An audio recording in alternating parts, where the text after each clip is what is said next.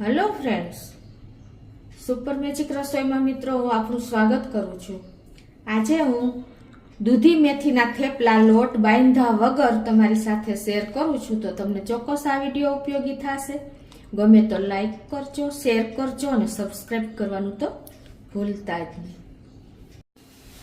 તો મિત્રો આપણે આ થેપલા અત્યાર સુધી તો આપણે લોટ બાંધીને મસરીને તૈયાર કરીને જ કર્યા હોય છે, પણ આજે હું તમને એકદમ ઈઝી અને એકદમ ટેસ્ટી એવા થેપલા લોટ બાંધ્યા વગર તમારી સાથે રેસીપી બતાવું છું। તો એમાં જો ઇન્ગ્રેડિયન્ટમાં મેં 300 ગ્રામ દૂધી લીધી છે, એકદમ કૂણી દૂધી લેવાની છે, બિયા વગરની, અને 100 ગ્રામ મેથી લીધી છે, 100 ગ્રામ ધાણા ભાજી છે, લીંબુનો રસ છે, અજમો છે, તલ છે, રૂટીન મસાલામાં લાલ મરચું, ધાણા જીરું, આખું જીરું, હિંગ, હળદર, તેલ, મીઠું અને રોટલીનો લોટ એટલે કે ઘઉંનો લોટ લેશું મિત્રો। આટલા ઇન્ગ્રેડિયન્ટ આપણે લેશું અને પેસ્ટ બનાવવામાં મરચાં ને આદુ અને લસણ એની આપણે પેસ્ટ બનાવી લેશું। તો મિત્રો હવે આપણે બનાવવાનું ચાલુ કરીએ। તો આ રીતે આપણે પહેલા દૂધીને પીલ કરીને એટલે કે છાલ ઉતારીને આપણે એને ગ્રેટ કરી લેશું, એટલે કે આ ખમણીમાં ખમણી લેશું।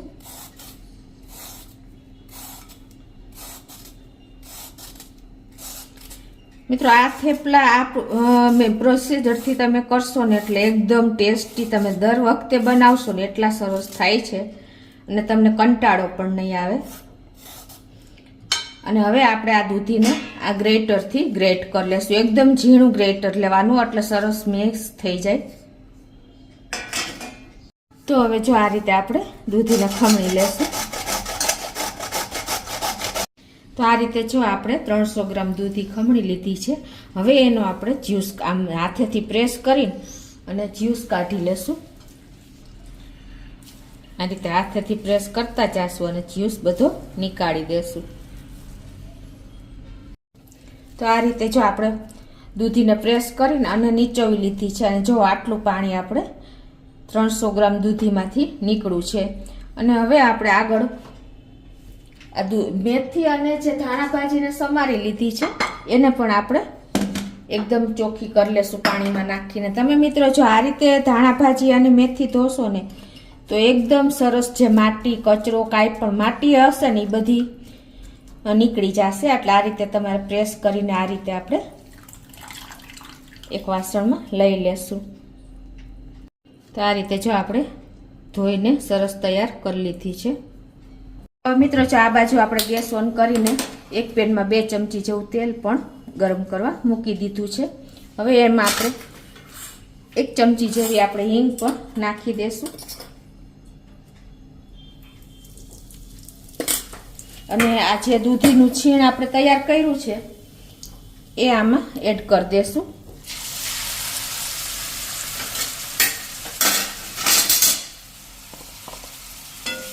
અને આને આપણે 1 જ મિનિટ આ રીતે રોસ્ટ કરી લેશું। ગેસની ફ્લેમ આપણે અત્યારે મીડિયમ જ રાખી છે।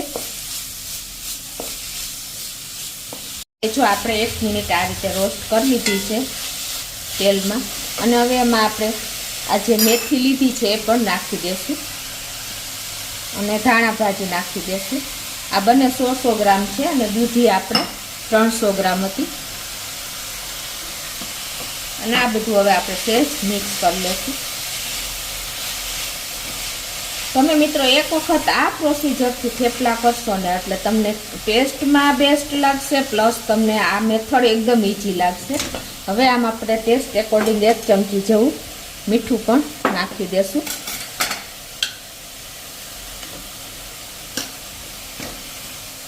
અને હવે મસાલા કરી લેશું। હવે જો આ રીતે આપણે ધાણા ભાજી અને મેથી મિક્સ કર્યા પછી 1 ચમચી જેવી આપણે આદુ લસણ અને મરચાંની પેસ્ટ પણ નાખી દેશું અને એને પણ આપણે સરસ આ તેલમાં જરા રોસ્ટ કરી લેશું।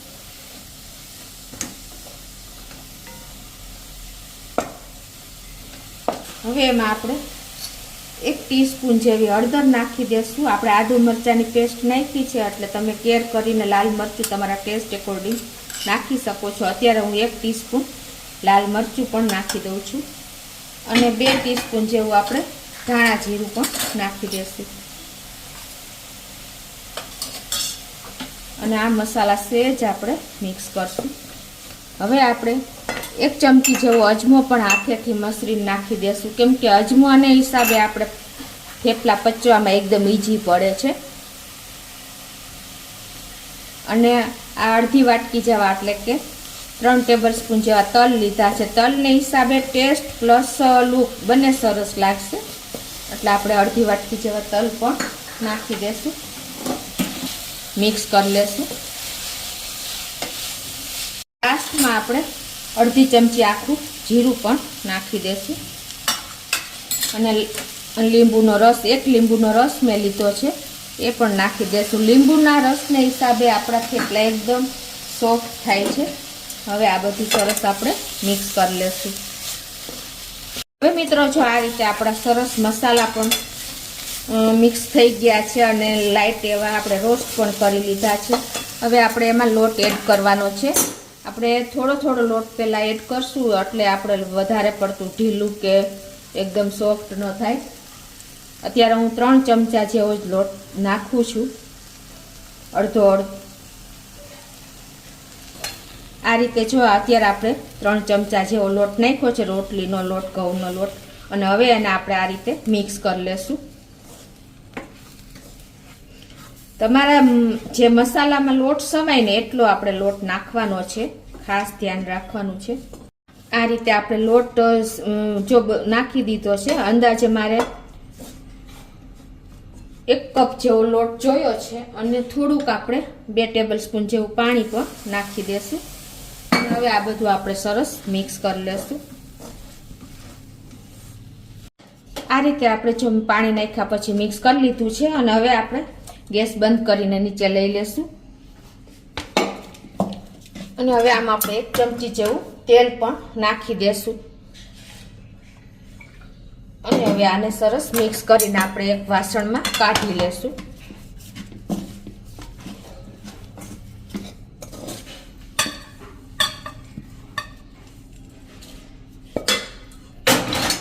અને હવે આપણે તેલવાળો હાથ કરીને અને આ મિશ્રણને એટલે કે આ પલ્પને આપણે આ રીતે પ્રેસ કરી દેશું. જુઓ મિત્રો, બંધાઈ ગયો ને આપણો લોટ. બાંધા વગર તમે આ રીતે થેપલાનો લોટ તૈયાર કરી શકો છો. એકદમ સરસ થઈ જશે. હવે આને આપણે ઢાંકીને 5 મિનિટ રેસ્ટ આપશું. તો આ રીતે જો 5 મિનિટ થઈ ગઈ છે, આપણે રેસ્ટ આપ્યો એને. અને હવે આપણે જુઓ, લોટ આપણે બાંધવો જ નથી પડ્યો. જોયું તમે મિત્રો?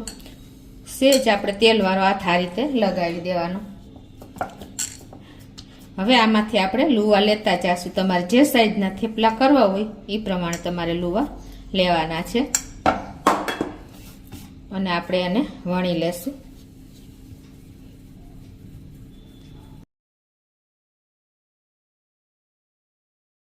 એને આપણે રોટલીનો લોટનું વટામણ લઈને આપણે વણી લેશું.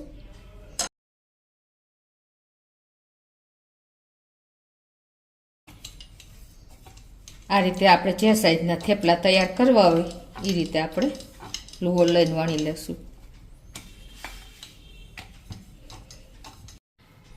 આ રીતે જુઓ, નહીં બહુ થીન કે નહીં બહુ થીક એવું આપણે આ સાઈઝના થેપલા તૈયાર કરી લેશું. કેમ કે જો બહુ પાતળા તમે કરશો ને તો ચવડ થઈ જશે, એટલે થેપલાની સાઈઝ મીડિયમ જ રાખવાની. હવે આ બાજુ આપણે ગેસ ઓન કરીને લોઢી પણ મૂકી દીધી છે અને હવે એમાં આપણે થેપલું તૈયાર કરી લેશું, એટલે કે રોસ્ટ કરી લેશું. આ રીતે તેલ લગાવીને આપણે થેપલું નાખી દેશું.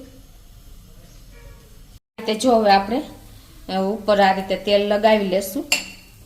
એકદમ 1 ટીસ્પૂન જેવું તેલ જોઈએ આપણે બે સાઈડથી. આ રીતે ફરતું પણ આપણે 1 ટીસ્પૂન જેવું તેલ નાખી દેશું. અને હવે આને આપણે રોસ્ટ કરી લેશું. આ રીતે ટર્ન કરી લેશું, એટલે આપણે આને ઉલટ પુલટ કરતા જઈશું અને આ રીતે શેકતા જઈશું. મિત્રો, થેપલામાં હંમેશા 1 ટીસ્પૂન જેવું જ તેલ આપણે એડ કરવાનું, એટલે તમને બહુ પેલા તેલવાળા પણ નહીં લાગે. આ રીતે જુઓ તમે, એકદમ સરસ આપણા થેપલા તૈયાર થાય છે. ઉલટ પુલટ કરીને મીડિયમ ફ્લેમ ઉપર આપણે શેકી લેવાનું છે. આ રીતે જો આપણે બધા થેપલા તૈયાર કરી લેશું. તો આ રીતે આપણે બધા થેપલા તૈયાર કરી લેશું. તો આ રીતે જો આપણે બધા થેપલા તૈયાર કરી લેશું, ઉલટ પુલટ કરીને શેકી લેશું.